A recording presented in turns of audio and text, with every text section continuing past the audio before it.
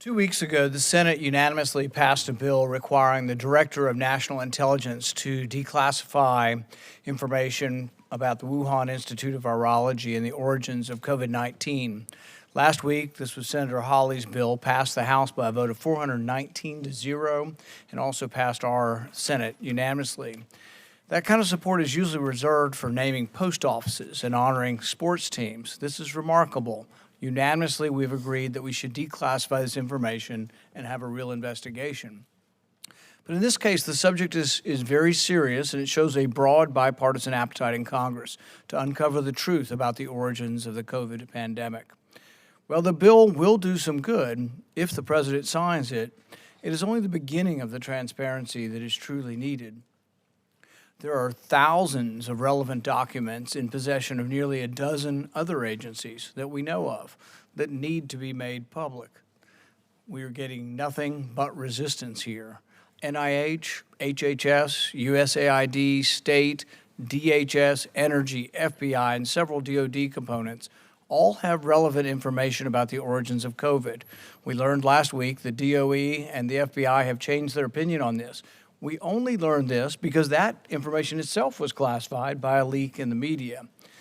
But sitting here today, none of us can say that the documents reveal or how important they are because these agencies are still refusing to give them. So even if we do get the declassification that Senator Hawley has asked for, which is good, they can still refuse to give us. They're refusing to give us unclassified documents as we speak.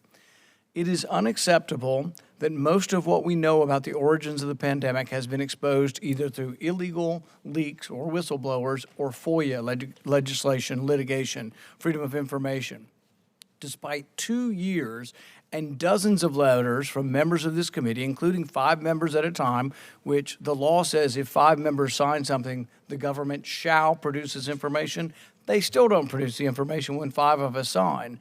The problem has been there's been very little help. I know Senator Ossoff has been helpful in trying to make this bipartisan, but very little help from the other side in trying to get this information.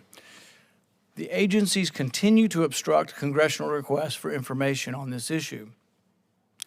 This should not be a partisan issue. I see no reason why this should be partisan. In fact, on Monday, President Biden's Associate Attorney General publicly spoke about how access to government records fosters trust, that, and I quote, "Those who are charged with faithfully executing the laws are in fact doing their jobs with integrity and in the public's interest." We should get these records. I've spent the last several months asking my Democrat colleagues, including the chairman, to join me in requesting information from federal agencies on the origins of the pandemic. I'm still waiting. Months and months go by. 4 Democrat chairmen have been asked for help in getting records, and not one have signed on. Were the roles reversed, I've told all of these Democrat colleagues that I would sign anything they asked me to sign that asked for information from government. How can we do oversight from government if we're unwilling to have them obey the law? The law says that if 5 of us sign something, they're supposed to reveal it, and they're not doing it. I started asking in mid-2021 for this committee and the HELP committee to hold a hearing on gain-of-function research. I got nothing but resistance. Neither committee has held one hearing. 1 million Americans died. We haven't had a hearing on COVID or the origins of COVID or the dangers of gain-of-function research. I was finally allowed to hold one in our subcommittee, and the testimony painted a troubling picture of the dangers of this risky type of research. I hope the chairman and others here today will join me in requesting additional information. It doesn't just have to be a Democrat chair. It could be any Democrat who is interested could sign these letters. The American people deserve transparency and accountability from their government, and I hope my colleagues agree.